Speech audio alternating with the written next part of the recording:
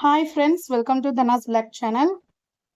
Today வந்து சிம்பிளாக நம்ம கையை வந்து ஒட்டு கொடுத்து எப்படி ஜாயின் பண்ணுறது அப்படின்ற வீடியோ தான் பார்க்க போகிறோம்.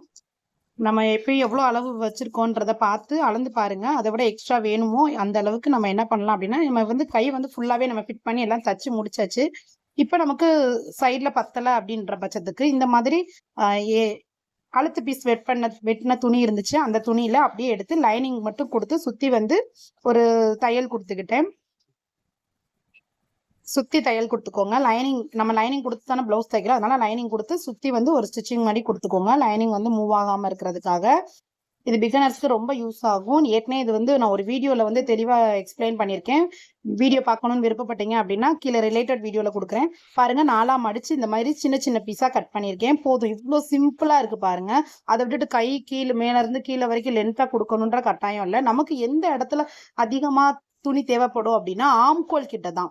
கை இறக்கத்துல வந்து நிறைய சுற்றுலா வந்து கம்மியாக தான் எல்லாருக்குமே இருக்கும். பட் ஆம்கோல் கிட்ட உடம்பு விரிஞ்சிருக்கு பார்த்தீங்களா, அந்த இடத்துல தான் அதிகமாக நம்ம ஒட்டு கொடுக்க வேண்டியதாக இருக்கும். அதனால கீழே இறக்கமாக துணி தேவை கிடையாது.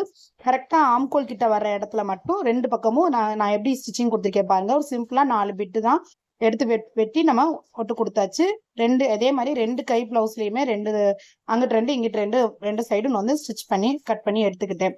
அழகா வந்து 2மே தச்சு முடிச்சாச்சு. கை வந்து நமக்கு வந்து பற்றாக்குறையா இருக்காது. தைக்கும் போது கொஞ்சம் குட்டை நட்டையமா இருக்குன்னு நம்ம இழுத்து இழுத்து தச்சிருவோம். இழுக்கும் போது நம்ம வந்து பிளவுஸோட ஆம்கோல் கிட்ட வந்து நமக்கு என்ன ஆகும்னா சுருக்கங்கள் ஏற்படும். இந்த மாதிரி ஒட்டு கொடுத்து நீங்க தைக்கப்ப உங்களுக்கு வந்து அந்த சுருக்கங்கள் வந்து இருக்காது.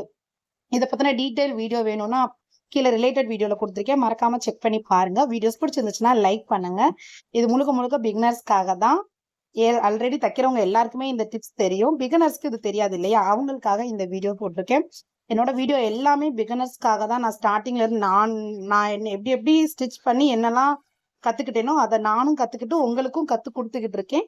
கண்டிப்பா வேணும்ன்றவங்க சப்ஸ்கிரைப் பண்ணி லைக் பண்ணுங்க. வீடியோஸ் பிடிச்சிருந்துச்சுன்னா சின்னதா ஒரு சேஃப்ல ஒரு கட்டிங், அவ்வளவுதாங்க. கை வந்து ஃபிட் பண்ணிடலாம். தேங்க்ஸ் ஃபார் வாட்சிங்.